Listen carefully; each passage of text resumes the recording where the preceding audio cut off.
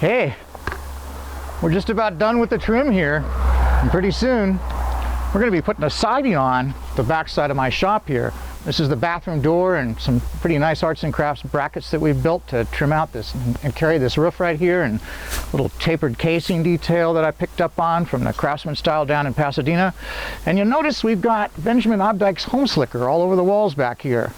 That's because I wanted to be sure that I had plenty of diffusion behind the siding that I'm going to be installing. This is an unusual kind of siding. It's made by a company out in Wyoming called Teton West, and it looks just like barnwood. It's pre-finished, it's shiplap, and we're going to be installing it horizontally on the walls just like this. So the whole shop is going to look like it's been here for a couple hundred years. The thing is though, this stuff's made out of pine. A lot of the wood that they mill up at Teton West is beetle kill pine too, which is kind of cool. I really like that we're using some of that standing dead pine out of the Rocky Mountains, but it's pine. So I want to be sure that there's plenty of diffusion behind the siding. And that means that there's plenty of evaporation and air circulation so that any moisture that gets behind this wood dries out quickly.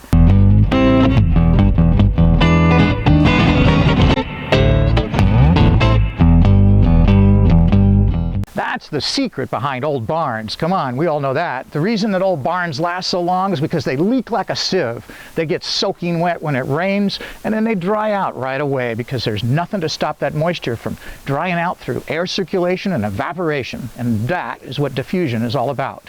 Now, I've put Zip R panel on these walls. All the sheeting is made by Huber, and it has a really good drain rate, about 90%, which more than meets Oregon code. Oregon code, I think right now is about 70% drain rate.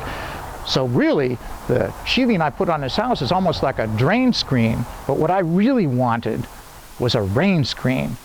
I wanted a lot of space behind the siding so that the moisture would dry out really fast. And that way this pine siding will last a long time. So I'm wrapping the whole building with HomeSlicker because it's a rain screen product and it'll help the moisture dry out really fast behind the siding.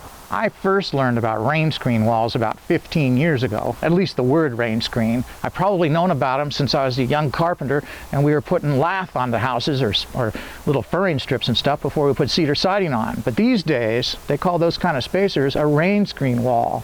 And I learned the word when I was reading Fine Home Building magazine. It must have been 10, 15 years ago, and I read an article by a carpenter and a painter who had installed some siding on a home and was really disappointed after he painted the house and the paint started to fail.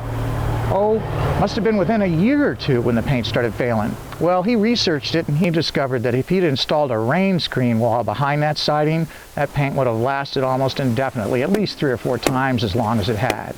And that is the secret to a lot of durability issues that we're facing today. So many people are installing their siding and their trim directly against the house wrap, which is sandwiched directly against the sheathing, that there's no room for any moisture to dry out. Joe Stiebrook has really driven that point home with his article, Mind the Gap. He talks about how important it is to have a gap behind your trim and siding so that there's room for it to breathe, room for it to dry out. And I firmly believe in that. As a finished carpenter who's worked in the field for as many years as I have, I've seen too much rot and too much failure building products. And especially since I'm using Teton West pine siding here, I want to be sure that this stuff lasts as long as it can.